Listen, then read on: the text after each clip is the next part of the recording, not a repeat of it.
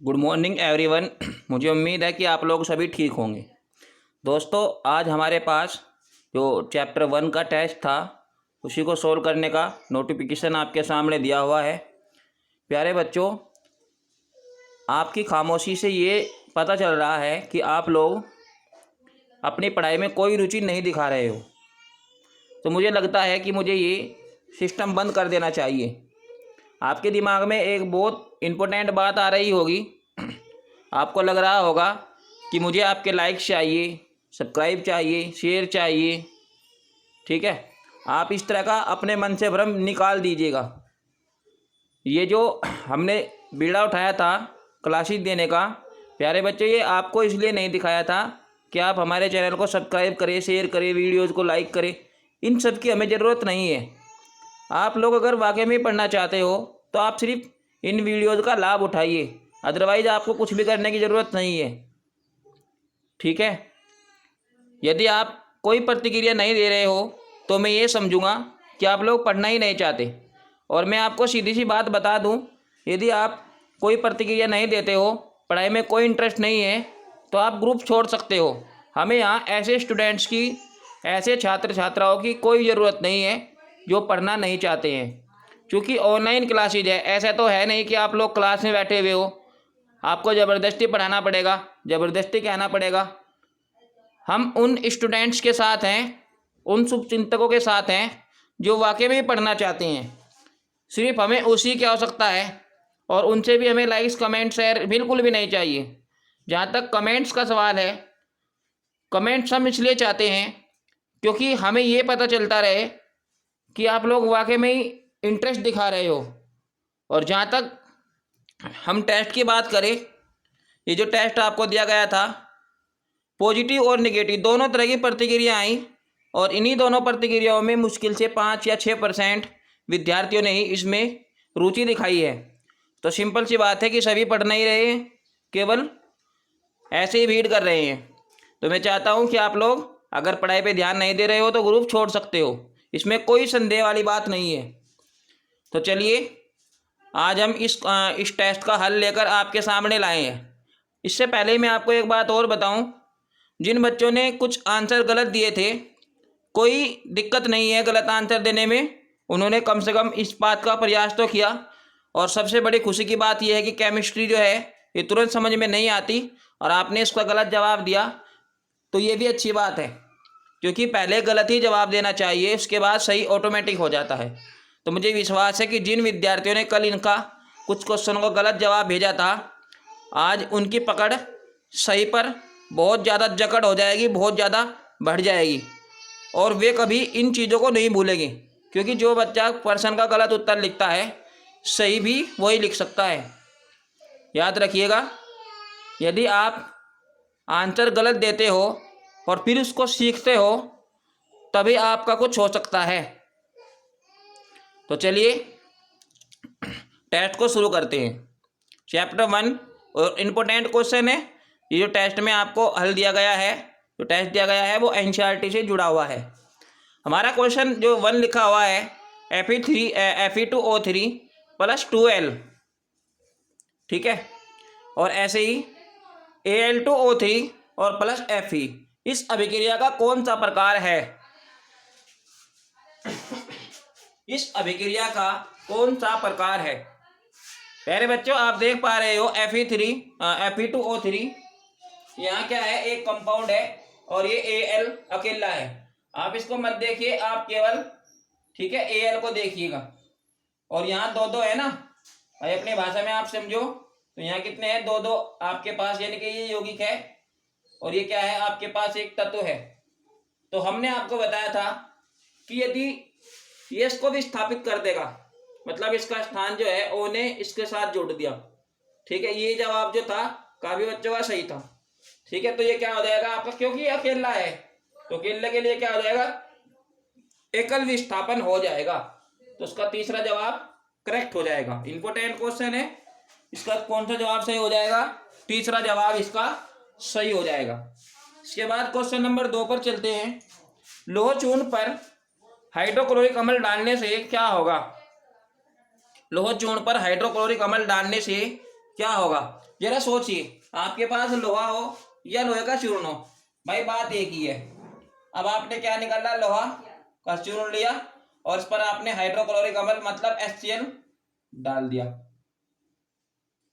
जैसे ही आप लोहे की क्रिया HCl से कराएंगे तो आप समझ सकते हैं कि यहां भी क्या होगा, एक तरह से एकल विस्थापन होगा। ये जो Cl है ये Fe के साथ जुड़ेगा, FeCl। अब आप जान रहे होंगे, मैंने आपको एक सिस्टम बताया था, एक तरीका बताया था संयोजकता का। हमें सबकी संयोजकता का भी ध्यान रखना चाहिए। यारे बच्चों, जो Fe की संयोजकता होती है वो परिवर्तनीय होती है, ठीक है। 2 भी हो सकती है, 3 भी हो सकती है। तो यदि आप चाहो तो यहाँ FeCl2 भी लिख सकते हो, क्योंकि Fe की संयोजकता 2 होगी तो इसीलिए आपको 2 क्लोरीन की जरूरत पड़ेगी। तो इसके बाद आप यहाँ क्या निकाल सकते हो? H। अब आप समझ पा रहे होंगे कि Cl के कितने हैं आपके पास? यहाँ 2 हैं, यहाँ अकेला है, तो आप यहाँ 2 लगा दोगे, Cl को ठीक है नियंत्रित कर लोगे, कंट्रोल कर लोगे। अब आपके यहाँ H के भी 2 हो जाएंगे, तो आप इसको हाइड्रोजन गैस के रूप में बाहर निकाल सकते हो। कहने का मतलब, इस अभिक्रिया में हाइड्रोजन गैस और दूसरा लोहे का क्लोराइड आयन, यानी कि लोहे का जो क्लोराइड लवण है वो प्राप्त हो रहा है। आप देखिए जरा, अब कौन सा विकल्प आपका सही होगा? मुझे लगता है इसका विकल्प ए सही होना चाहिए, क्योंकि इसमें हाइड्रोजन गैस और लोहे का क्लोराइड, तो ये हो जाएगा इसका करेक्ट जवाब। ये इसलिए नहीं हो सकता क्योंकि इसमें O आया है, और O हमारे यहाँ अभिक्रिया में ही नहीं है। ऐसे ही हमारा C नंबर जल में भी H2O होता है, यानी कि O यहाँ भी होता है, तो ये भी नहीं हो सकता। दूसरा जो डी ऑप्शन है, कोई अभिक्रिया नहीं होगी, तो ये भी रॉन्ग हो जाएगा, क्योंकि यहाँ पर अभिक्रिया हो रही है। तो इस तरीके से आपका पहला ऑप्शन इसका करेक्ट हो जाएगा, सही हो जाएगा।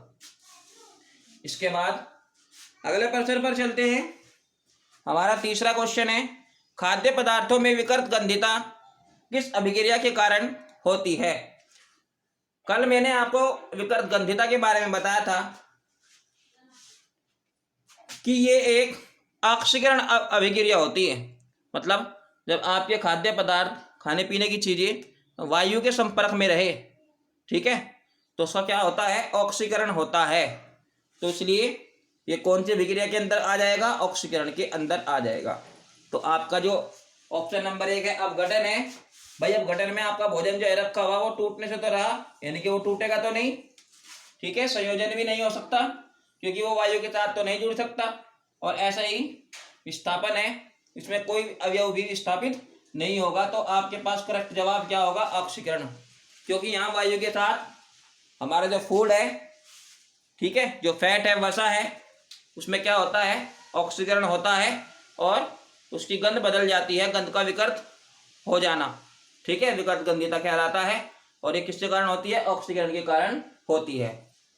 इसी के साथ नेक्स्ट क्वेश्चन पर चलते हैं। एक एक्स पदार्थ वायु से क्रिया करके कॉपर ऑक्साइड का काला अवक्षेप बनाता है। मान लीजिए आपके पास कोई एक्स पदार्थ है और ये वायु के साथ क्रिया करता है। हमने आपको पहले भी बताया था कि अगर कोई पदार्थ वायु से क्रिया करता है तो डायरेक्ट O2 लिख दीजिएगा, क्योंकि वायु से विक्रिया वाले में हमेशा ऑक्सीजन के साथ ही क्रिया होती है। तो आप यहाँ क्या लिख दियोगे? X, क्योंकि X पदार्थ है और ये वायु से क्रिया कर रहा है, ठीक है। तो वायु से क्रिया करके क्या बना रहा है? कॉपर ऑक्साइड का काला अवक्षेप।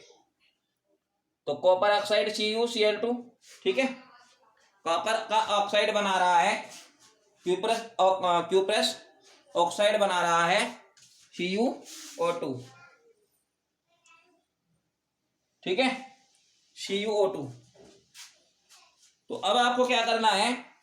यहां आप Cu2O भी कर सकते थे, Cu2O, ठीक है, या C2O2 ये भी आप कर सकते थे। कॉपर की संयोजकता परिवर्तित हो सकती है, या जो मैंने लिखा हुआ है वो भी आप इसमें कर सकते थे। अब आप मुझे फटाफट से बताइए कि एक्स की जगह क्या लिखना चाहिए। आप समझ पा रहे होंगे कि भैया यहाँ Cu लगाया है, ऑक्सीजन तो आपके पास है ही पहले से ही, तो यहाँ आप क्या लिखोगे? Cu, यानी कि उस एक्स पदार्थ का नाम कॉपर होगा, तांबा होगा। और इसकी समीकरण लिखो, आप समीकरण इसकी ऐसे लिख सकते हो।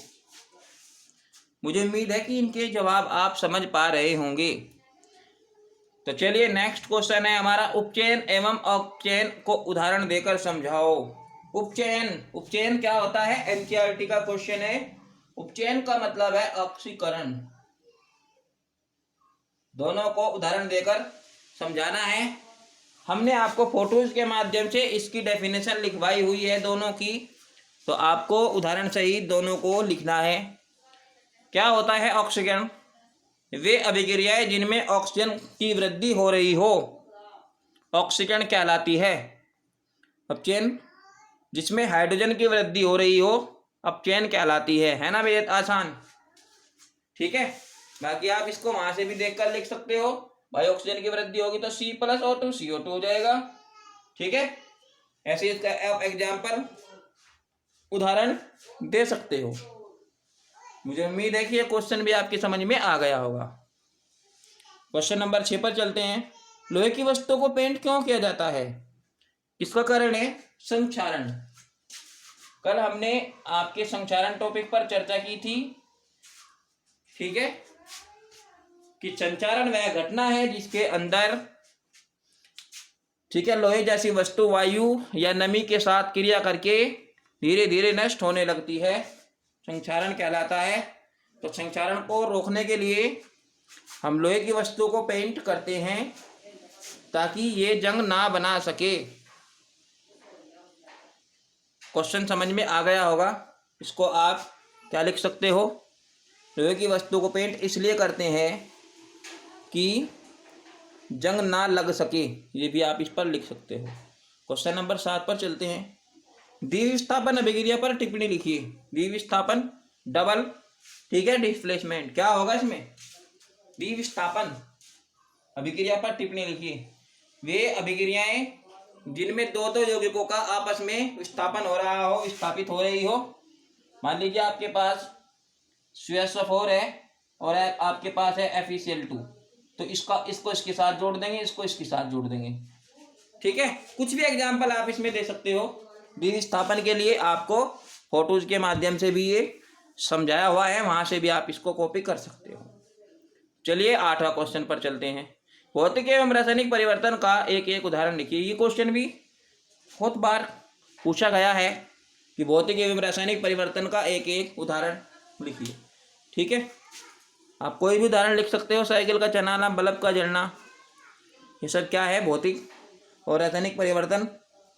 चाय का बनना, ठीक है, किसी केमिकल का बनना, ठीक है, किसी धातु को जलाना, ये सब किस में आ जाएगा? रासायनिक परिवर्तन में आ जाएगा, क्योंकि वह परिवर्तन जिसमें वस्तु के समस्त गुण बदल जाते हैं।